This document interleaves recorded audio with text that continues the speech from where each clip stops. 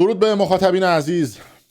امیدوارم که هر کجا این کره خاکی که هستید دلنگران نباشید، چون در لحظه ضبط این ویدیو من و همه شما میدونیم که دسترسی اینترنت در داخل ایران با توجه به موج اعتراضات مردم که دیشب عجیب و غریب بود کاملا بسته و محدود شده و امروز در طول این ویدیو میخوام آخرین اطلاعات و اخباری که حالا یه سری منابع ما به ما دادن، به سختی من تونستم ارتباط بگیرم با این افراد. دسترسی به اینترنت به طرز عجیب و غریبی محدود شده، یعنی سابقه نداشته در طول این چند سال گذشته که امروز همه اینها رو بررسی میکنیم. و بدونید که ما دیشبی که از عجیبترین شبهای تاریخ معاصر ایران رو مرور کردیم، شبی که حکومت برای اولین بار نه فقط اینترنت رو قطع کرد بلکه خود ایران رو خاموش کرد. تقریبا دیشب از ساعت 9 شب به وقت تهران چیزی شروع شد که دیگه نه قابل سانسور بود نه قابل انکار.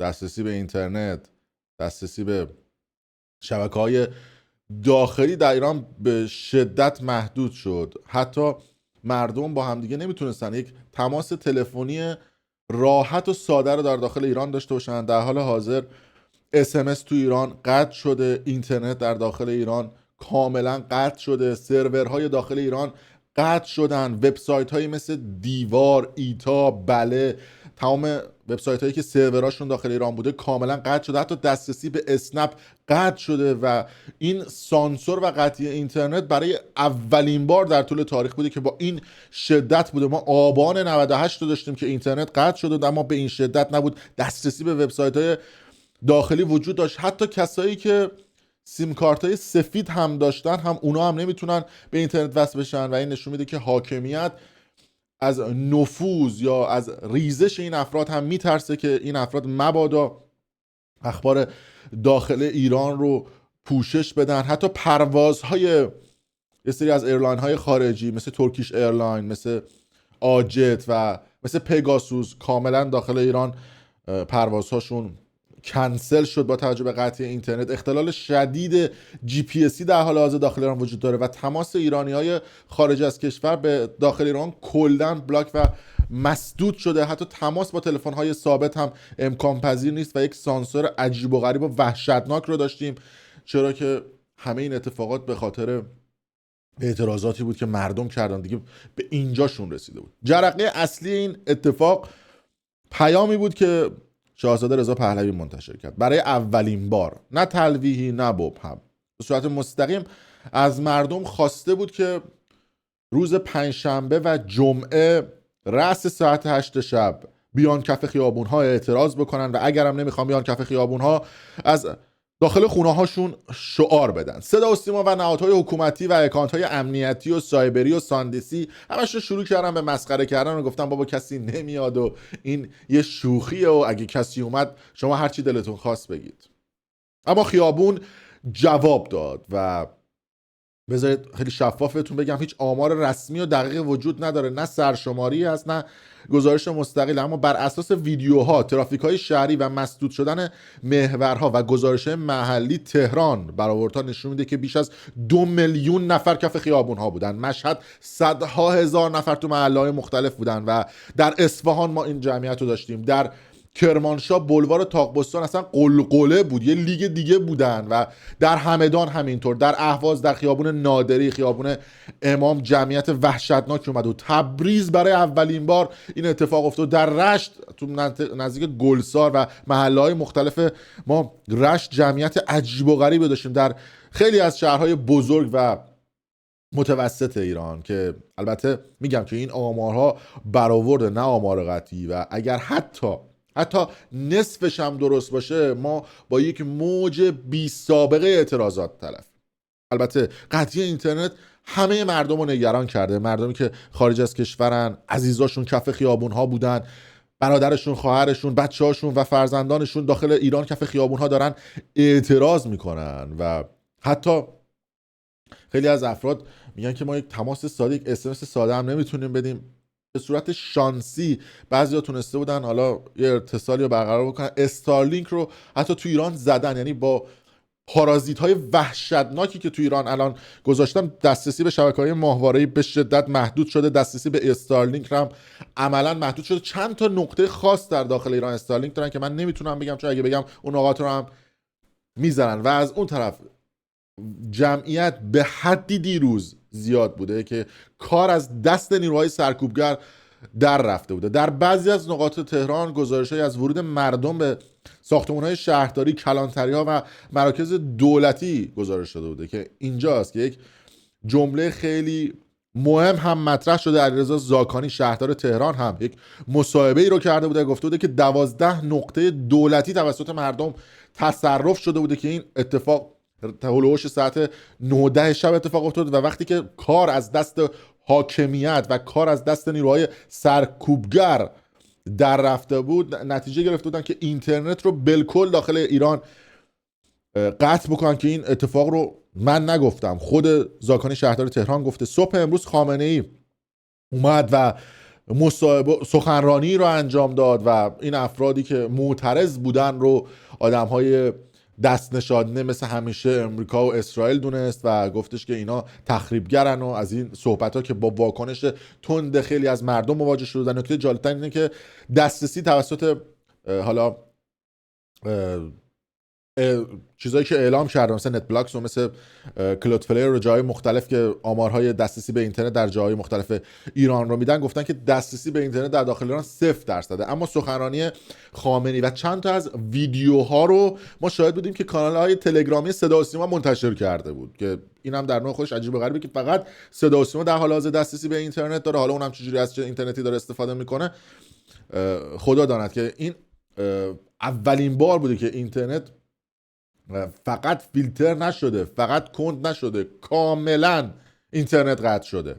و ایران الان چیزی شبیه کره شمالی شده در لحظه ضبط این ویدیو. و جالبه که حالا من دیدم چند تا از دوستان من به صورت شانسی تونسته بودن به اینترنت وصل بشن. میگفت ما نمیدونیم اصلا چی شد، یا وصل شد، بعد چند دقیقه با من تونستن چت بکنن، حتی فیلم و عکس هم نمیتونستن رد و بدل بکنن. و بازم میگم برای اولین بار در تاریخ جمهوری اسلامی که سایت های داخلی ایران بالا نمیان، خبرگزاری داخل ایران اصطلاحاً خبرگزاری حکومتی بالا نمیان، اپ های بانکی داخل ایران بالا نمیان، اسنپ که آقا مردم دارن ازش نون میخورن بالا نمیاد. این یعنی چی؟ یعنی حکومت وارد فاز وحشت مطلق شده و این نمیتونه نشانه خوبی برای حاکمیت باشه که اینترنت رو 0% کرده دسترسیش رو برای مردم. و این یعنی خاموش کردن یک کشور. واکنش‌های جهانی هم این قضیه داشته. ترامپ گفته که اعتراضات مردم ایران رو دیده و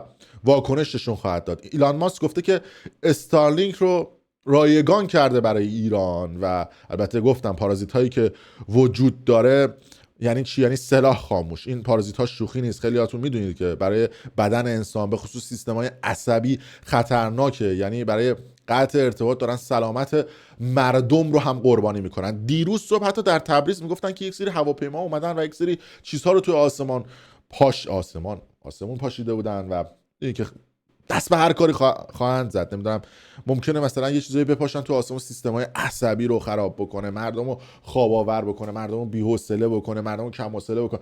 هر کاری که شما بگید الان خواهند کرد. وقتی که دسترسی کامل به اینترنت قطع میشه یعنی حاکمیت خطر رو احساس کرده. از اون طرف تحلیل ها چی میگه؟ خب و چیزی که حالا وجود داره، خیلی از من میپرسن که آقا بالاخره چی خواهد شد. امروز هم شما مطمئن باشید که موج اعتراضات نسبت به دیروز بیشتر خواهد بود. این فقط یک به نظر من اعتراض نبود، یک هشدار تاریخی بود.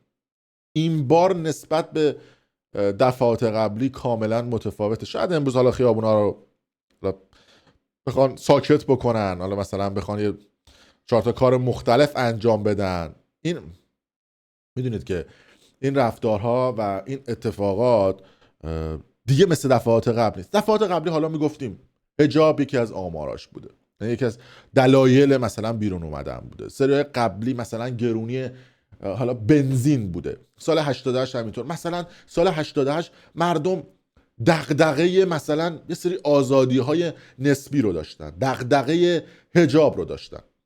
ولی مردم میرفتن تو خونه هاشون، بعد 2-3 ماه پول جمع کردن، بعد 5 ماه پول جمع کردن، میتونستن برای خودشون یه دونه گوشی آیفون بخرن. بعد 1 سال پول جمع کردن میتونستن برای خودشون ماشین بخرن. غم نان داشتن، اما مثل الان نبود. الان شما مردم وقتی پراکنده بکنی و بفرستیشون تو خونه، حرف همیشگیمه در شرایط فعلی، طرف میاد تو خونش میبینه آقا تخم مرغ نداره، روغن نداره، برنج نداره، هیچی تو خونش نداره، گشنه است، راهی هم نداره، دوباره میره تو خیابون ها. وقتی بازار تهران اعتصابه، شهرستانی جنسش نمیفروشه الان دم عیده، چون میگه اگه من بفروشم دیگه نمیتونم جاش جایگزین بکنم. پس این اعتراضات خاموش نمیشه مگر اینکه شما دلار رو بکنید 10,000 تومان، مگر اینکه خامنه‌ای بره اینجوری دست بده با ترامپ. غیر از این شما نمیتونید اعتراضات مردم رو خاموش کنید. با 4 میلیون تومن نمیدونم یارانه و چیز کمکی که برای 4 ماه میشه ماهی 1 میلیون، ماهی $7، شما نمیتونی مردم رو ساکت بکنی. قابل توجه خیلی از دوستان میدونم، خب خیلی از این ویدیوها رو ایرانی‌های خارج از کشور میبینن.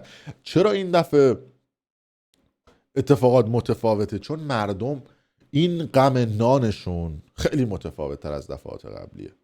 دیگه پولی ندارن، چیزی ندارن برای ارائه، مجبورن برن اعتراض بکنن، مجبورن برای اینکه بتونن. ببین همیشه گفتن اعتراضاتی که برای غم نان باشه شما هیچ جوره نمیتونی ساکتش بکنی. از اون طرف حتی یه سری تصاویر رسیده بود از اختلال شدید جی پی اس هم که وجود داره، فلایرادار که پروازها رو به لحظه نشون میده، اصلا هواپیما رو اینجوری نشون میده، اصلا جی پی اس ها رو خوب منتقل نمیکنه دیتا هاشونو به این ور اون ور.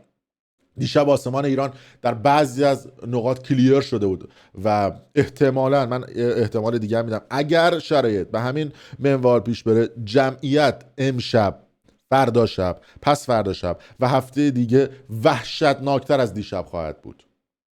چون مردم نگاه نکنید الان فکر میکنن، نگاه میکنن به فراخوان‌های خارجی، نگاه میکنن به فراخوان شاهزاده رضا پهلوی که در حال حاضر بیش از 90 میلیون بازدید گرفته و جالب صدا و سیما مسخرهش کرد، در صورتی که مسخره کردن صدا و سیما اینو تبلیغ بود، چون کسی صدا و سیما رو تحویل نمیگیره، آدم حساب نمیکنه. میبینن که اینو گفته، مردم میگن پس حتما این درسته. یعنی این به خاطر بیخردی آدمایی که تو اون مملکت سمت دارن. طرف اینجاش جای مرد داره، دمپایی، یقه بسته و فلان، بسم الله بسم الله شده مدیر، فکر میکنه تصمیم گیرنده است. نمیدونه که الان در شرایط فعلی مردم دیگه باهوشتر شدن، دلنگرانن. خیلی از ایرانی‌های خارج از کشور میگن آقا ما نمیتونیم با عزیزانمون تماس بگیریم. نمیخوام حالا خیلی این واکنش، حتی برای من یه سری تصاویر اومده بود از فردیس کرج و جای دیگه که مردم به رگبار بسته بودن، باید این تصاویر راستی آزمایی بشه.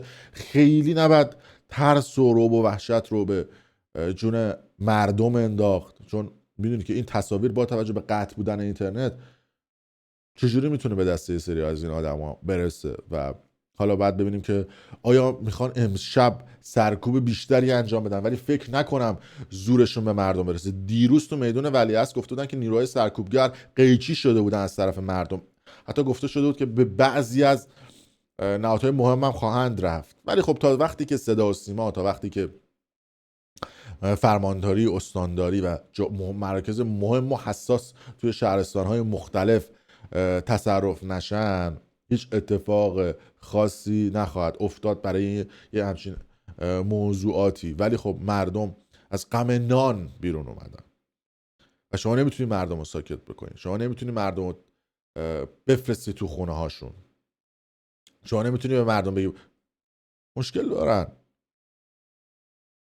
تا کی میخوای آقا؟ تا وقتی که شما همه چی رو ارزون نکنید، مطمئن باشید که این اتفاق نخواهد افتاد. یه سری فاضل آبزاده و اندزاده و گهزاده تو مملکت ثروت بیشمار رو مملکت رو بالا کشیدن و هر روز دارن ثروتمندتر میشن و عملا اون مردم عادی هن و قشر متوسطن که رفتن زیر خط فقر. در حال حاضر توی ایران شما اگر 85 میلیون تومن در ماه درآمد نداشته باشی، زیر خط فقری. 85 میلیون. حالا ببینید بین دوستان و عزیزان و فک و فامیلتون کیا زیر خط فقرن. بابای خودم بعد از 30 سال که کار کرده حقوقش بازنشسته است، مشت نمونه خروار، 33-4 میلیون تومان الان حقوقشه.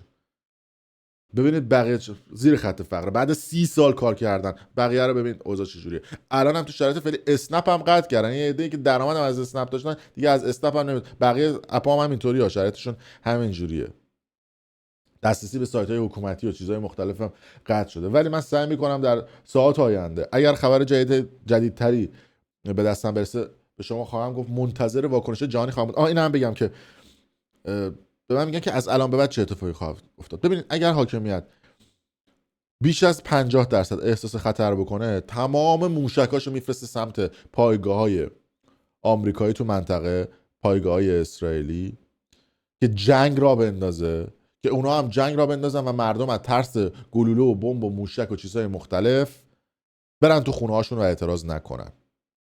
و از اون طرف آمریکا و اسرائیل هم در شرایط فعلی میشینن و تماشا میکنن مردم رو. اما در حال حاضر تصمیم گیری سیاست‌های خارجی این کشورها برای ایران تعیین کننده خواهد بود، چرا که مردم توی ایران اسلحه و گلوله چیزهای مختلف که ندارن که رفتن کف خیابون‌ها، که اونایی که بیرونن احتمالاً تصمیم خواهند گرفت، مثل انقلاب 57 که توسط انگلیسی‌ها توی ایران اتفاق افتاد و اونها انقلاب برای ایران رقم زدن و این آخوندها اومدن. شما مطمئن باشید که اگه یه عامل خارجی نباشه انقلابی در داخل ایران اتفاق نیفتاد. انقلاب به دست مردم صورت میگیره ولی این عامل خارجی باید دخالت بکنه و این پیش بینی هستش که احتمالاً به وقوع بپیونده در طول این چند روز آینده. آسمون ایران من شنیده بودم که کلیر شده و باید دید که چه اتفاقاتی میفته. اون چیزی که آرزوی قلبی منه که مردم همه